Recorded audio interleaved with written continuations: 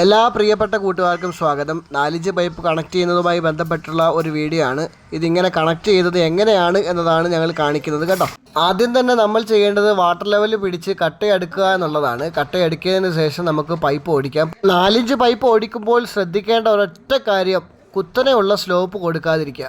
Over സ്ലോപ്പായി കഴിഞ്ഞാൽ waste പൈപ്പിൽ കിടക്കും, വെള്ളം മാത്രം പോകും. അതുകൊണ്ട് കുത്തനെയുള്ള സ്ലോപ്പ് കൊടുക്കാതിരിക്കുക. മാക്സിമം നമ്മൾ വാട്ടർ ലെവൽ പിടിച്ച് സെറ്റ് ചെയ്തതിന് ശേഷം മാത്രം 4 പൈപ്പ് ഓടിക്കുക. വീഡിയോ കാണുന്ന എൻ്റെ പ്രിയപ്പെട്ട കൂട്ടുകാർ വിചാരിക്കരുത് നിങ്ങളെ ഞാൻ പഠിപ്പിക്കുകയാണെന്ന് കേട്ടോ. നിങ്ങൾക്ക് എല്ലാവർക്കും അറിയാവുന്ന കേസുകളൊക്കെ തന്നെയാണ്. എങ്കിലും ഞാൻ വീഡിയോയ്ക്ക് ഒരു ഓളം ഉണ്ടാകുന്നതിന് വേണ്ടി മാത്രം ഇതൊക്കെ പറഞ്ഞു വിടുന്നു എന്നതേ ഉള്ളൂ കേട്ടോ.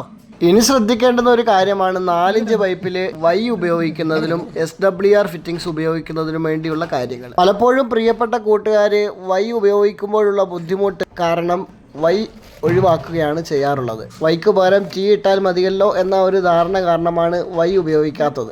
വൈ ഫിറ്റിംഗ്സ് ഉപയോഗിച്ച് തുടങ്ങിയാൽ നമുക്കെല്ലാവർക്കും വളരെ ഈസി ആയിട്ട് അത് ചെയ്ത് തീർക്കാവുന്നേ ഉള്ളൂ കേട്ടോ. ടിയെക്കാട്ടിലും നല്ലത് എപ്പോഴും വൈ ആണ്. ഇവിടെ ഞാൻ ഉപയോഗിച്ചിരിക്കുന്ന വൈ എന്ന് പറഞ്ഞാൽ പ്ലെയിൻ വൈ അല്ല, SWR വൈ ആണ് കേട്ടോ. ഒരു സൈഡിൽ സോക്കറ്റ് ഇല്ലാത്തത്. SWR ഫിറ്റിംഗ്സ് വേറെ ഒരുപാടുണ്ട് കേട്ടോ.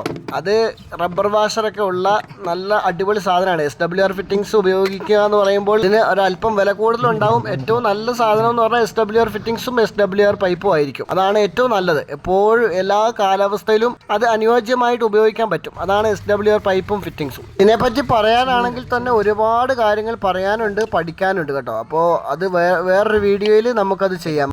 നമ്മുടെ വർക്കിലേക്ക് തന്നെ നമുക്ക് തിരികെ വരാം. ഇവിടെ വൈക്കകത്ത് പൈപ്പ് കയറ്റുമ്പോഴുള്ള ഒരു ബുദ്ധിമുട്ട്, 4 പൈപ്പ് സാധാരണ 1 ഇഞ്ച് പൈപ്പോ 3/4 ഇഞ്ച് പൈപ്പോ കയറ്റുന്നത് പോലെ ഈസി ആയിട്ട് കയറ്റാൻ പറ്റുകയില്ല. 2 പേര് കറക്റ്റായിട്ട് പിടിച്ചാൽ മാത്രമേ പൈപ്പ് ആ ഫിറ്റിംഗ്സിനുള്ളിലേക്ക് കയറി പോവുകയുള്ളൂ. 4 പൈപ്പിൽ പണിയെടുക്കുന്ന എല്ലാ പ്ലംബർമാർക്കും അത് കൃത്യമായിട്ട് അറിയാവുന്ന കേസാണ്. കാരണം 2 പേരില്ലാതെ ഒരു വർക്ക് ചെയ്തെടുക്കാൻ വളരെ ബുദ്ധിമുട്ടാണ്. നമുക്കിവിടെ 4 ബാത്റൂമാണ് ടോട്ടൽ ഉണ്ടായിരുന്നത്. മുകളിൽ 2 ബാത്റൂം, താഴെ 2 ബാത്റൂം, അങ്ങനെ ടോട്ടൽ 4 ബാത്റൂമാണ്. ഇവിടെ മാൻഹോൾ അനുവദിക്കാത്തത് കൊണ്ട് നമുക്ക് 4 ബാത്റൂമും കണക്ട് ചെയ്ത് പോകാനേ നിവൃത്തിയുള്ളൂ. മാൻഹോൾ ചെയ്യാൻ പറ്റുമെന്നുണ്ടായിരുന്നെങ്കിൽ നമുക്ക് ഈ 4 ബാത്റൂമും കൂടി ഒരിടത്ത് കൊണ്ടുവന്നിട്ട് അവിടെ ഒരു കോൺക്രീറ്റ് മാൻഹോൾ ചെയ്തെടുത്തതിന് ശേഷം ഔട്ട് ഒരു പൈപ്പ് കൊണ്ടുപോയാൽ മതിയായിരുന്നു. ഇവിടെ 4 പൈപ്പ് നമ്മൾ കണക്ട് ചെയ്യുമ്പോഴുണ്ടാകുന്ന ചെറിയൊരു ബുദ്ധിമുട്ട്, അത് വൈകിട്ട് നമ്മളിത് കണക്ട് ചെയ്ത് കഴിഞ്ഞാൽ ഈസി ആയിട്ട് നമുക്കത് സെറ്റ് ചെയ്തെടുക്കാൻ പറ്റും.